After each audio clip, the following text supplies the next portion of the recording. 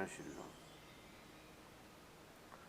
आगे युद्ध कांड में महर्षि वाल्मीकि जी बताते हैं कि माल्यवान रावण को श्री राम की सेना के बल और श्री राम के बल के बारे में बहुत समझाता है तथा उन्हें सीता माता को वापस करने का सुझाव देता है, जिससे रावण बहुत ही रुष्ट हो जाता है तथा वह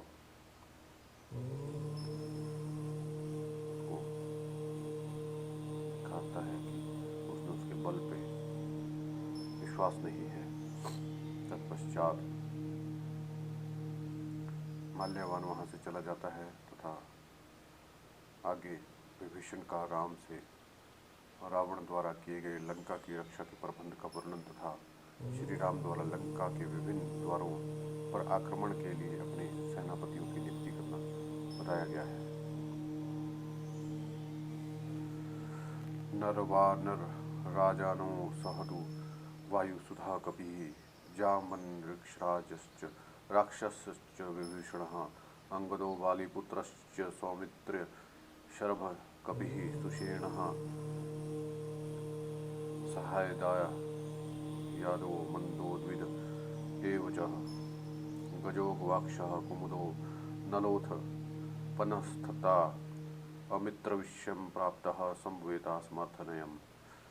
शत्रुदेश के पहुँचे भूत हुए नरराज श्री राम, सुमित्रा कुमार लक्ष्मण, वनराज सुग्रीव, वायुपुत्र हनुमान, ऋक्षराज जामंत, राक्षस विभीषण, बालीपुत्र अंगद, शर्भ बंधु बांधवों सहित सुषेण, मेंद, द्विद, गज, गवाक्ष, कुमुद, नल और पनस ये सब आपस में मिलकर विचार करने लगे।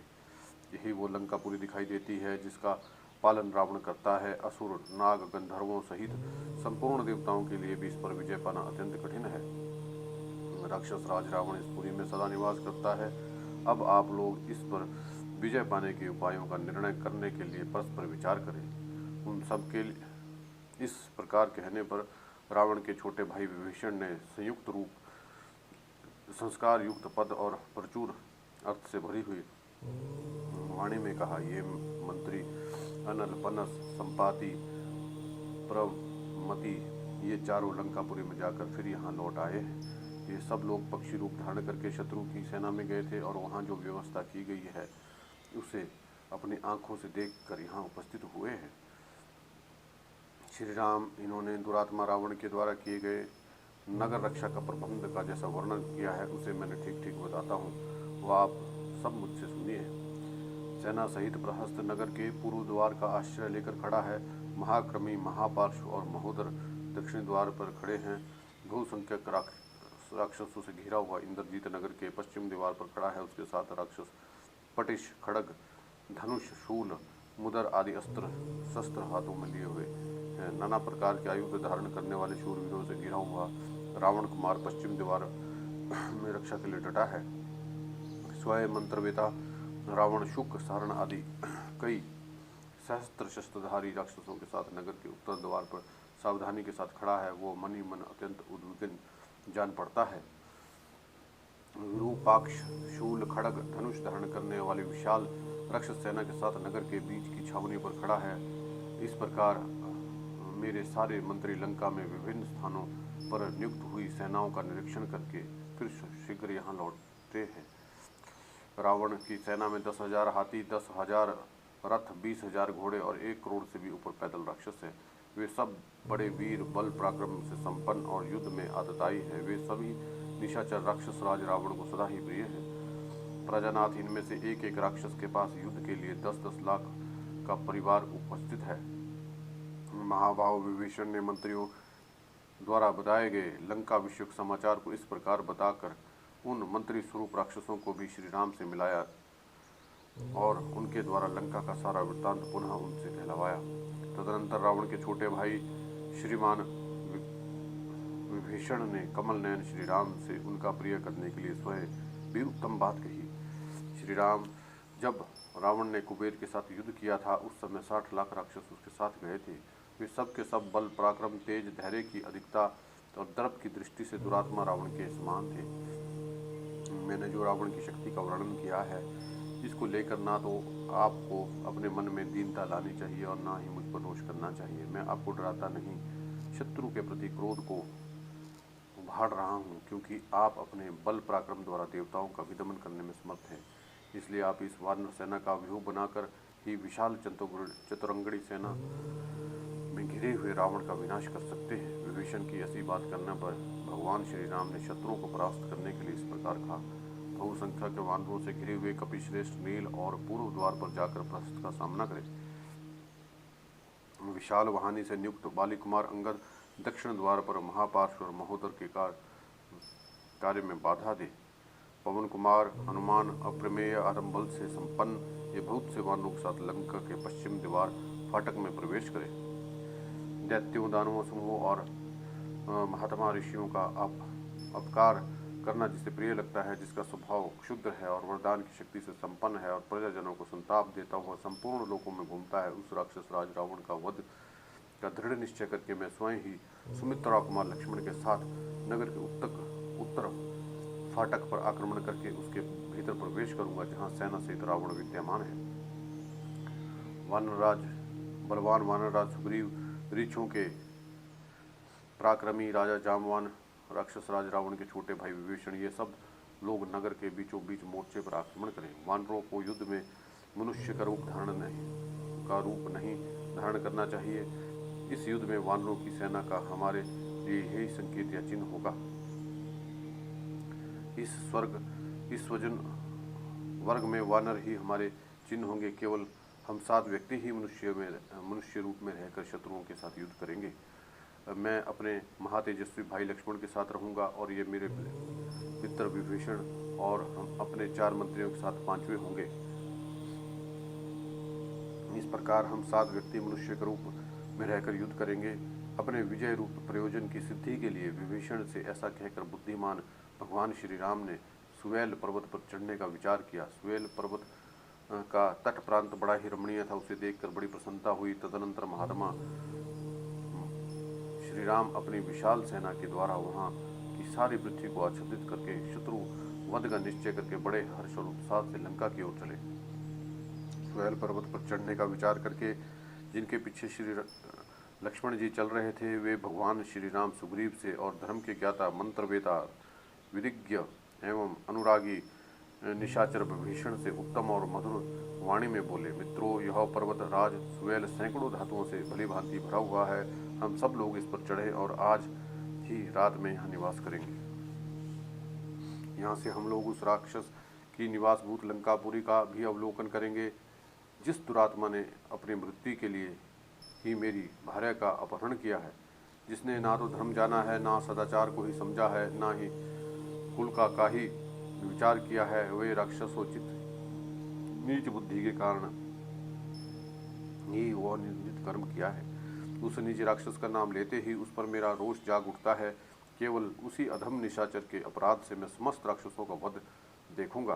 काल के पाश में बंधा हुआ एक ही पुरुष पाप करता है, किंतु उस नीच के अपने ही दोष से सारा कुल नष्ट हो जाता है। इस प्रकार चिंतन करते हुए ही श्री राम रावण के प्रति कुपित हो विचित्र शिखर वाले सुवेल पर्वत पर निवास करने के लिए चढ़ गए।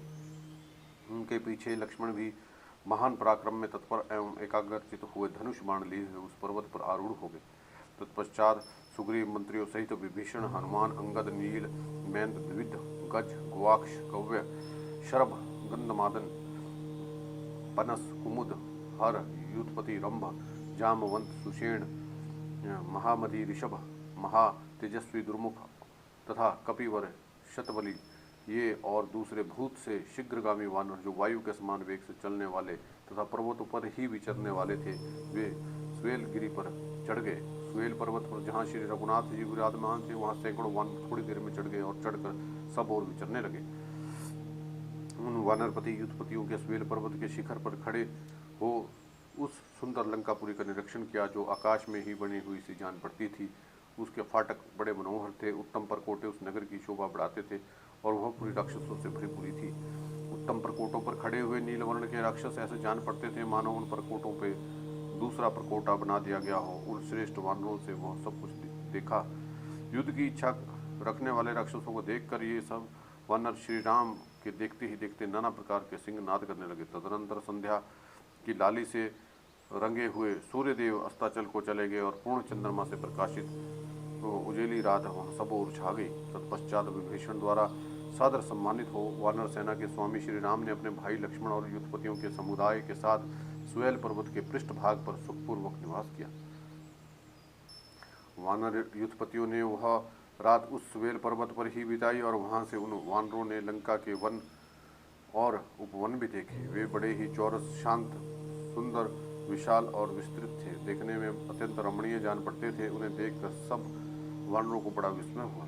चंपा, अशोक, बकुल, शाल और ताल वृक्षों से व्याप्त तमाल वन से आच्छादित, नाग के सुर आवृत लंकापुरी, हिंताल, अर्जुन, नीप, खिले हुए चितवन, तिलक, कनेर, पाटल आदि नाना प्रकार के दिव्य वृक्षों के अग्रभार फूलों के भार से लदे थे और तथा जिन पर लता बलरियां फैली हुई थी, इंद्र की अमरावती के समान शोभा पाती थी। विचित्र फूलों से युक्त लाल कोमल पल्लवों, हरी हरी घासों और विचित्र वन श्रेणियों से उस पुरी की शोभा हो रही थी। जैसे मनुष्य आभूषण धारण करते हैं, उसी प्रकार वहाँ के वृक्ष सुगंधित फूल और अत्यंत रमणीय फल धारण करते थे।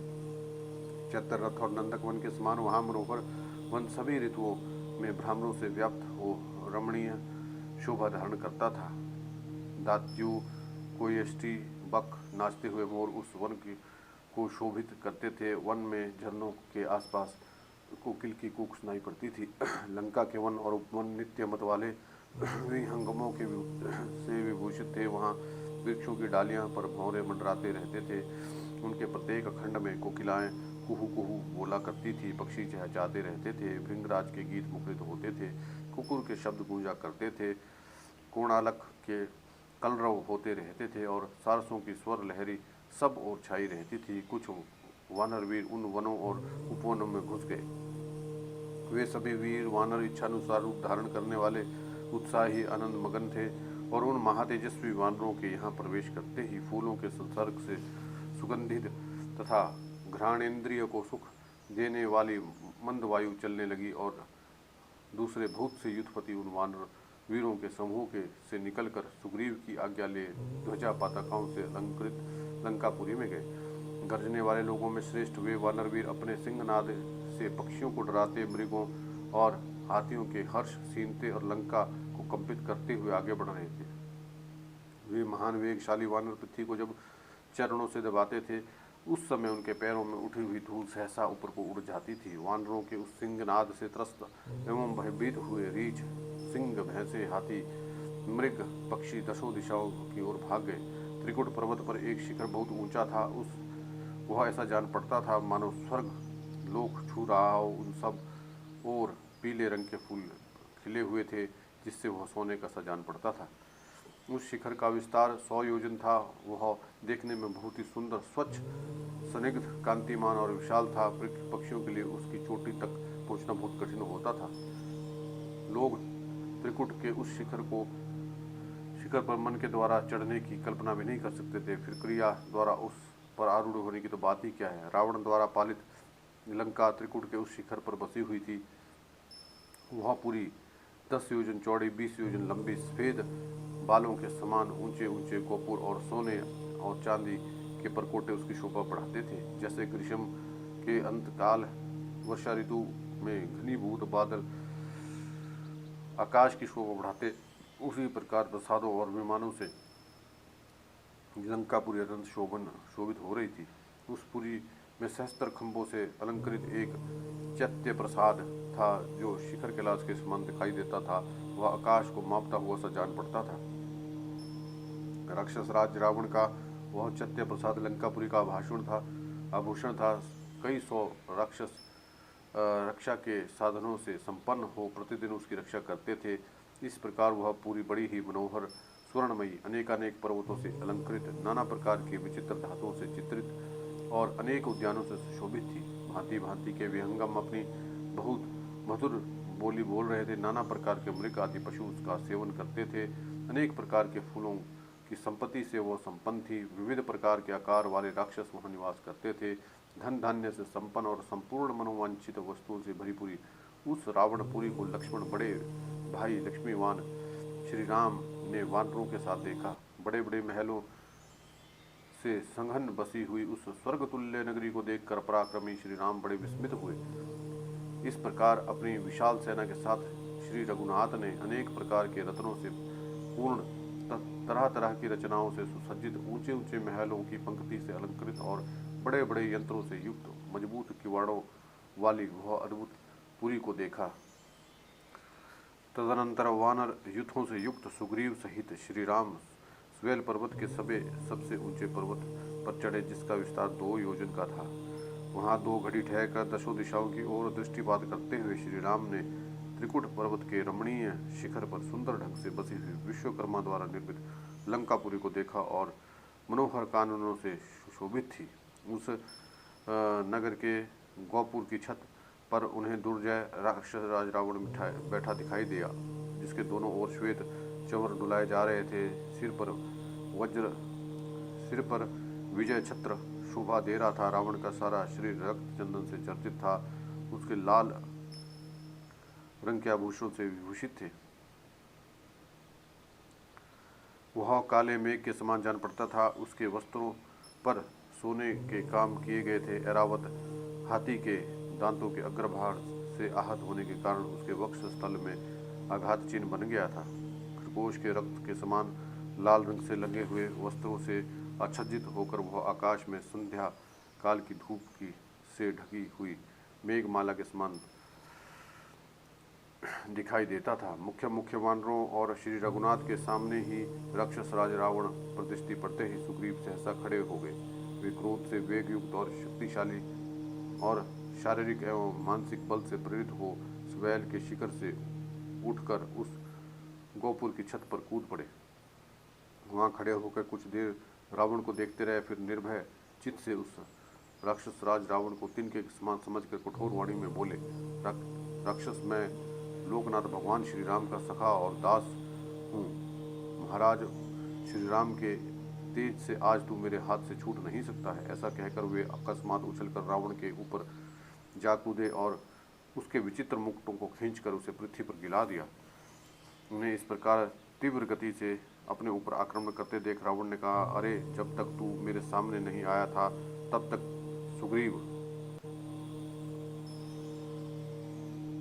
था, अब तू अपनी इस ग्रीवा से रहित हो जाएगा। ऐसा कहकर रावण ने अपनी 2 भुजाओं के द्वारा उन्हें शीघ्र ही उठाकर उस फर्श पर पटक दे मारा। फिर वानरराज सुग्रीव ने भी गेंद की तरह उछलकर रावण को दोनों भुजाओं में उठा लिया और उसे फर्श पर जोर से पटक दिया। फिर तो वे दोनों आपस में गूंथ गए। दोनों के ही शरीर पसीने से तर और खून से लथपथ हो गए तथा दोनों एक दूसरे की पकड़ में आने के कारण निश्चेष्ट होकर खिले हुए सिमल और पलाश नामक वृक्षों के समान दिखाई देने लगे। राक्षस राज रावण और वनराज सुग्रीव दोनों ही बड़े बलवान थे, अतः दोनों घूंसे, थप्पड़, कोहनी और पंजों की मार के साथ बड़ा असह्य युद्ध करने लगे। गोपुर के चबूतरे बहुत देर तक भारी मल्लयुद्ध करके वे भयानक वेग वाले दोनों ही वीर बार बार एक दूसरे को उछालते और झुकाते हुए पैरों को विशेष दांव पेच के साथ चलाते चलाते चबूतरे से जा लगे। एक दूसरे को दबाकर परस्पर सटे हुए शरीर वाले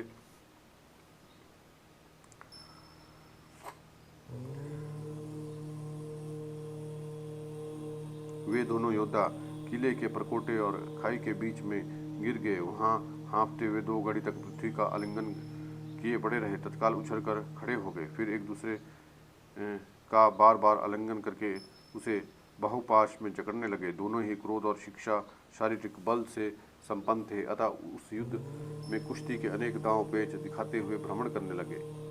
जिनके नए नए दांत निकले हो ऐसे बाघ और सिंह के बच्चे आपस में परस्पर लड़ते हुए गजराज के छोटे छोनों के समान वे दोनों वीर अपने वक्ष स्थल से एक दूसरे को दबाते और हाथों से परस्पर बल आजमाते हुए एक साथ ही पृथ्वी पर गिर पड़े। दोनों ही कसरती जवान थे और युद्ध की शिक्षा और बल से संपन्न थे, अतः युद्ध जीतने के लिए उद्यमशील हो एक दूसरे पर अपेक्ष करते हुए युद्ध मार्ग पर अनेक प्रकार से विचरण करते तथा उन वीरों को जल्दी थकावट नहीं होती थी। मतवाले हाथियों के समान सुग्रीव और रावण गजराज के शुंड दंड की भांति मोटे और बलिष्ठ बाहुदंडों से एक दूसरे को दांव रोकते हुए बहुत देर तक आवेश के साथ युद्ध करते और शीघ्रतापूर्वक पैंतरे बदलते रहे। वे परस्पर भिड़ कर एक दूसरे को मार डालने का प्रयत्न करते रहे, जैसे दो बिलाव किसी भक्ष्य वस्तु के लिए क्रोधपूर्वक स्थित हो परस्पर दृष्टिपात कर बारंबार गुराते रहते हैं। उसी तरह रावण और सुग्रीव भी लड़ते रहे। विचित्र मंडल और भांति भांति के स्थान का प्रदर्शन करते हुए गौमूत्र के समान कुटिल गति से चलते और विचित्र रीत से कभी आगे बढ़ते और कभी पीछे हटते थे।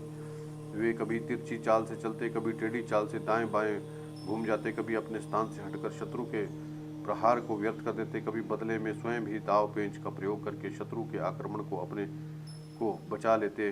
कभी एक खड़ा रहता तो दूसरा उसके चारों ओर दौड़ लगाता, कभी दोनों एक दूसरे के सम्मुख शीघ्रतापूर्वक दौड़ लगाकर आक्रमण करते, कभी झुककर या मेंढक की भांति धीरे धीरे उछल कर चलते, कभी लड़ते हुए एक ही जगह पर स्थिर रहते, कभी पीछे की ओर लौट आते, कभी सामने खड़े खड़े ही पीछे हटते, कभी विपक्षी को पकड़ने की इच्छा से अपने शरीर को सिकोड़कर तथा झुकाकर उसकी ओर दौड़ते, कभी प्रतिद्वंदी पर पैर के प्रहार करने के लिए नीचे मुंह के उस पर टूट पड़ते, कभी प्रतिपक्ष योद्धा की बाह पकड़ने के लिए अपनी बाह फैला देते, कभी विरोधी की पकड़ से बचने के लिए अपनी बाहों को पीछे खींच लेते। इस प्रकार मल्लयुद्ध की कला में परम प्रवीण वानरराज सुग्रीव तथा रावण एक दूसरे पर आघात करने के लिए मंडलाकार विचर रहे थे। इस बीच राक्षस राज रावण ने अपनी माया शक्ति से काम लेने का विचार किया। वानरराज सुग्रीव इस बात को ताड़ गए, इसलिए सहसा आकाश में उछल पड़े और वे विजयोल्लास से शोभित होते थे और थकावट को जीत चुके थे। वानरराज रावण को चकमा दे कर निकल गए और वह खड़ा खड़ा देखता ही रह गया। जिन्हें संग्राम में कीर्ति प्राप्त हुई थी, वे वानरराज सूर्यपुत्र सुग्रीव निशाचर पति रावण को युद्ध में थका कर अत्यंत विशाल आकाश मार्ग का लंघन करके वानरों की सेना के बीच श्री रामचंद्र जी के पास आ पहुंचे। इस प्रकार वहां अद्भुत कर्म करके वायु के समान शीघ्रगामी सूर्यपुत्र सुग्रीव ने दशरथ कुमार श्री राम के युद्ध विषय उत्साह को बढ़ाते हुए बड़े हर्ष के साथ वानर सेना में प्रवेश किया। उस समय प्रधान वानरों ने वानरराज का अभिनंदन किया। सुग्रीव के शरीर में युद्ध के चिन्ह देखकर लक्ष्मण के बड़े भाई राम ने उन्हें हृदय से लगा लिया और इस प्रकार कहा, सुग्रीव, तुमने मुझसे सलाह किए बिना ही यह बड़े साहस का काम कर डाला है। राजा लोग ऐसे दुस्साहसपूर्ण कार्य नहीं किया करते हैं। साहस प्रिय वीर, तुमने मुझको तथा इस वानर सेना को और विभीषण को भी संशय में डालकर जो साहसपूर्ण कारण किया है, इससे हमें बड़ा कष्ट हुआ है। शत्रुओं का दमन करने वाले वीर, अब तुम फिर ऐसा दुस्साहस ना करना। शत्रुसूदन महाबाहो, यदि तुम्हें कुछ हो गया तो मैं सीता, भरत, लक्ष्मण, छोटे भाई शत्रुघ्न और अपने इस शरीर को लेकर भी क्या करूँगा। महेंद्र और वरुण के समान महाबली यदि मैं तुम्हारे बल पराक्रम को जानता था, तथापि तुम भी यहाँ लौटकर नहीं आए थे, उससे पहले मैंने यह निश्चित विचार कर लिया था कि युद्ध में पुत्र, सेना, वाहनों सहित रावण का वध करके लंका के राज्य पर विभीषण का अभिषेक कर दूंगा और अयोध्या का राज्य भरत को देकर अपने शरीर को त्याग दूंगा। ऐसी बातें करते हुए श्री राम को सुग्रीव ने यूं उत्तर दिया, वीर रघुनंदन, अपने बल पराक्रम का ज्ञान रखते हुए मैं आपकी भार्या का अपहरण करने वाले रावण को देखकर कैसे क्षमा कर सकता था। वीर सुग्रीव ने जब यह बात कही तब उनका अभिनंदन करके श्री राम ने शोभा संपन्न लक्ष्मण से कहा, लक्ष्मण, शीतल जल से भरे हुए जलाशय और फलों से संपन्न वन का आश्रय लेकर हम लोग इस विशाल वानर सेना का विभाग करके व्यूहरचना कर लें और युद्ध के लिए यहाँ उद्यत हो जाएं। उस समय मैं लोक संहार की सूचना देने वाला भयानक अपशकुन उपस्थित देखता हूँ, जिससे सिद्ध होता है कि रीछों, वानरों और राक्षसों के मुख्य वीरों का संहार होगा। प्रचंड आंधी चल रही है, पृथ्वी कांपने लगी है, पर्वतों के शिखर हिलने लगे हैं और दिग्गज चित्कार करते हैं। मेघ हिंसक जानवरों के समान क्रूर हो गए हैं, वे कठोर स्वर में विकट गर्जना करते हैं, रक्त बिंदुओं से मिले हुए जल की क्रूरतापूर्ण वर्षा कर रहे हैं। अत्यंत दारुण संध्या रक्त चंदन के समान लाल दिखाई देती है, सूर्य की जलती आग का पुंज गिर रहा है। निषिद्ध पशु और पक्षी दीनता सूचक स्वर में सूर्य की ओर देखते हुए चित्कार करते हैं। इससे वे बड़े भयंकर लगते हैं और महान भय उत्पन्न करते हैं। रात में चंद्रमा का प्रकाश क्षीण हो जाता है, वे शीतलता की जगह संताप देते हैं। उनके किन्नौर का भाग काला और लाल दिखाई देता है। समस्त लोगों के संहार काल में चंद्रमा का जैसे रूप दिखता है वैसा ही समय भी देखा जाता है। लक्ष्मण सूर्यमंडल में छोटा, रूखा, अमंगलकारी और अत्यंत लाल घेरा दिखाई देता है।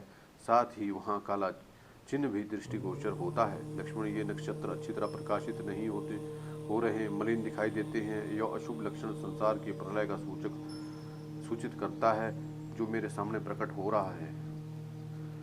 कोए, बाज और गिद्ध नीचे गिरते हैं, भूतल पर आ बैठते हैं और गिदड़ियाँ बड़े जोर जोर से अमंगल सूचक बोली बोलती हैं। इससे सूचित होता है कि वानरों और राक्षसों द्वारा चलाए गए शिलाखंडों, शूलों और खड़गों से यह धरती पट जाएगी और यहाँ रक्त मांस की कीच जम जाएगी। रावण के द्वारा पालित यह लंकापुरी शत्रुओं के लिए दुर्जय है, तथापि हम शीघ्र ही वानरों के साथ इस पर सब ओर से वेगपूर्वक आक्रमण करेंगे। लक्ष्मण से ऐसा कहते हुए वीर महाबली श्री रामचंद्र जी उस पर्वत शिखर से तत्काल नीचे उतर आए। उस पर्वत से उतरकर धर्मात्मा श्री रघुनाथ जी ने अपनी सेना का निरीक्षण किया और जो शत्रुओं के लिए अत्यंत दुर्जय थी। फिर सुग्रीव की सहायता से कपिराज की उस विशाल सेना से सुसज्जित करके समय का ज्ञान रखने वाले श्री रामचंद्र ने ज्योतिष शास्त्रोक्त शुभ समय में उसे युद्ध के लिए कूच करने की आज्ञा दी। तदनंतर महाबाहु धनुर्धर श्री रघुनाथ जी उस विशाल सेना के साथ शुभ मुहूर्त में आगे लंकापुरी की ओर उपस्थित हुए।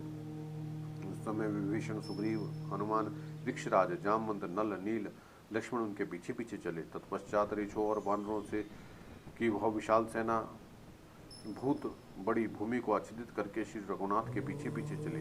शत्रुओं को आगे बढ़ने से रोकने के लिए हाथी के समान विशालकाय वानरों की सेना शैल शिखरों और बड़े बड़े वृक्षों को हाथ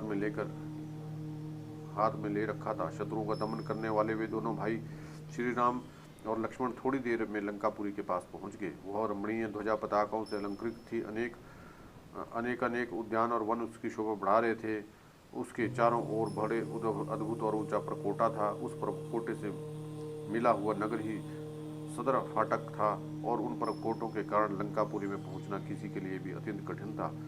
यद्यपि देवताओं के लिए भी लंका पर आक्रमण करना कठिन काम था, तब भी श्री राम की आज्ञा से प्रेरित हो वानर यथास्थान रहकर उस पुरी पर घेरा डालकर उसके भीतर प्रवेश करने लगे।